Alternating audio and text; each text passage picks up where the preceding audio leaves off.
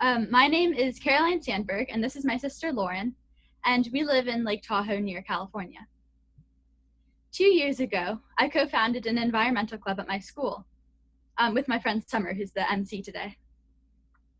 In our club, we started out by brainstorming projects we could work on, and consistently we kept coming across this one prominent issue of single-use plastics in restaurants.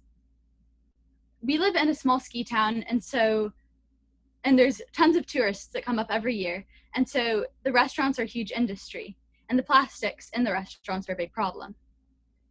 We decided to start a group called the Eco Eaters, which is a youth-led organization to help restaurants reduce their single-use plastics and replace them with a recyclable or a compostable option. Our group soon expanded outside of school, and my sister joined us. And we've had one main success so far, which is we have there's a Thai restaurant in our town which we have helped convert from styrofoam takeout boxes to a compostable takeout box instead.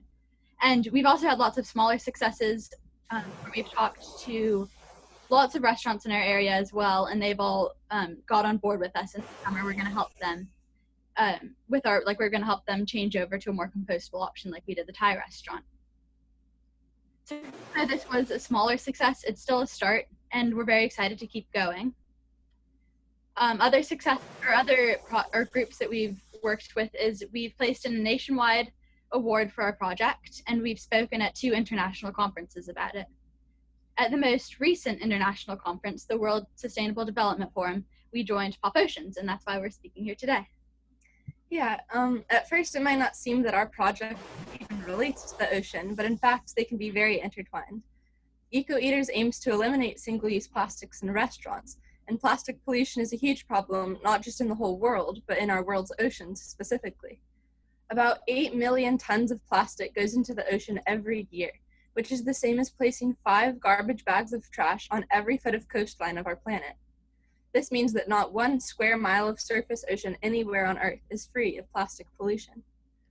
You might be wondering how plastic even ends up in the ocean in the first place, especially from somewhere that is far inland, like where we live in the mountains.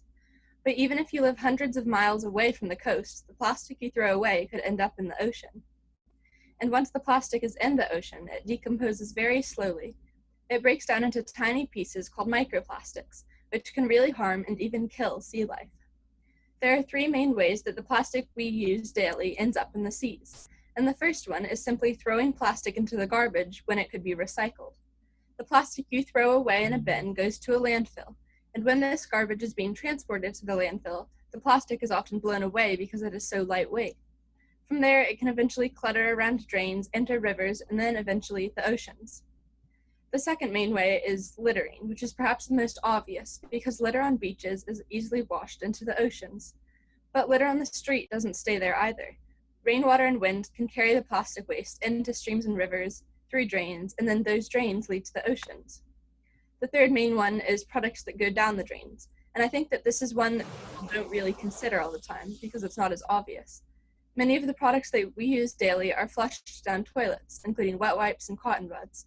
Even washing our clothes in the washing machine can be harmful because microfibers are released into waterways, and these microfibers are too small to be filtered out by wastewater plants. They end up being eaten by small marine species, and then they can eventually end up even in our food chain. So whether we mean to litter or not, there's always the chance that the plastic we throw away could make it into the sea. So as you can see from the mountains, we're trying to reduce single-use plastics that can go in the ocean.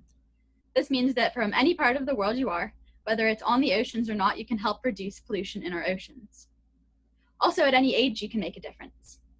The youth are the ones that will suffer the consequences from unhealthy oceans, but plastic harms all of us. Big changes start with small steps. So even if you're simply just reducing your own single-use plastics at home, or signing petitions, or voting for the right people, this can have a global impact overall. Thank you so much for having us here today. Thank you.